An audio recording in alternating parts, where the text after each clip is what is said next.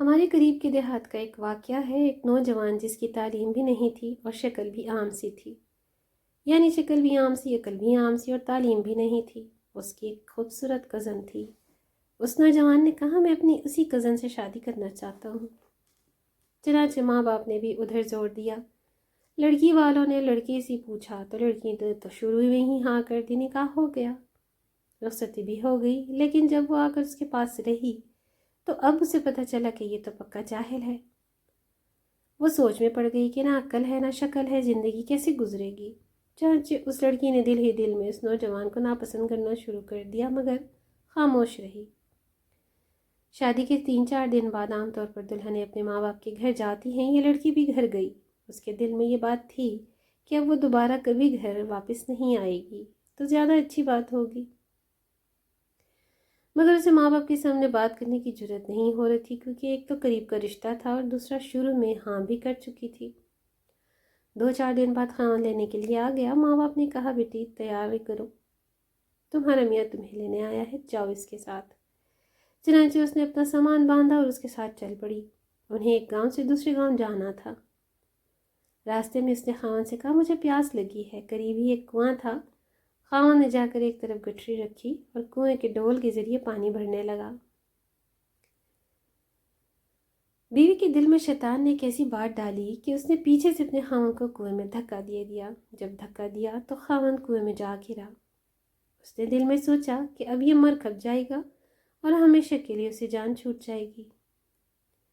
اب وہ واپس ماں باپ کے گھر چلی گئی اور اس نے ان کے پاس جا کر عورتوں والا مکر کیا۔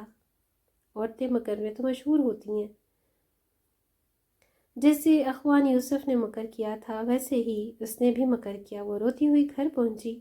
ماں باپ نے پوچھا کیا ہوا؟ خاون مجھے بٹھا کر کہیں چلا گیا، میں اتنی دیر تک اس کا انتظار کرتی رہی، میں اکیلی تھی، مجھے ڈر لگنے لگا، کوئی غیر مرد آ جاتا تو میرا کیا ہوتا؟ مجھے جان کا بھی خطرہ تھا اور عزت کا بھی خطرہ تھا، وہ تو بڑا بے پرواہ سا آدمی ہے، اس لیے میں واپس آ گئی ہوں۔ یہ سن کر ماں باپ کو بھی بڑا غصہ آیا کہ اس نے ہماری بیٹی کو اس طرح لاوارث چھوڑ دیا اور خود کہیں چلا گیا۔ یہ ایسا بیوقوف انسان ہے۔ اب ادھر کی بات سنیں۔ جب خاون پانی میں گرا تو جان بچانے کے لیے اس نے ہاتھ پاؤں مارے تو اس کا ہاتھ اس رسے پر پڑ گیا جس کے ساتھ ڈول بندھے ہوتے تھے۔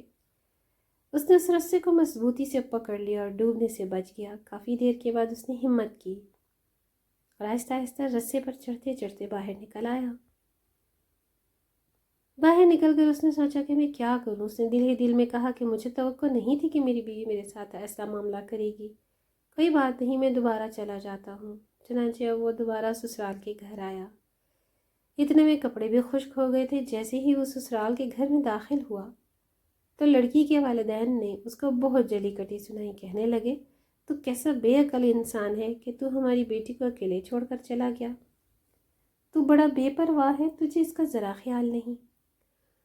انہوں نے جو کچھ منہ میں آیا کہا، اس نے خاموشی سے سنا اور آخر میں صرف اتنا کہا کہ ہاں مجھ سے غلطی ہو گئی ہے، بہرحال آپ اپنی بیٹی کو بھیج دیں، ہمیں گھر جانے میں دیر ہو رہی ہے۔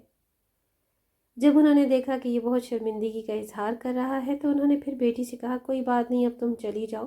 اب بیٹی تو چل پڑی، لیکن اس کے دل میں ایک بات بار بار آنے لگی کہ اگرچہ یہ ان پڑھ تھا، اگرچہ یہ بے عقل تھا، شکل بھی اچھی نہیں تھی، مگر اس نے میرے ماں باپ کے سامنے میرا عیب تو چھپایا ہے، اس کا دل بڑا ہے نا۔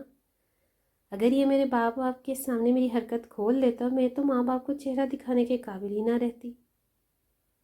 اس ایک بات پر اس لڑکی کے دل میں خاون کی ایسی محبت پیدا ہوئی کہ اس نے اپنی بقیہ پوری زندگی اپنے خاون کی محبت میں گزار دی۔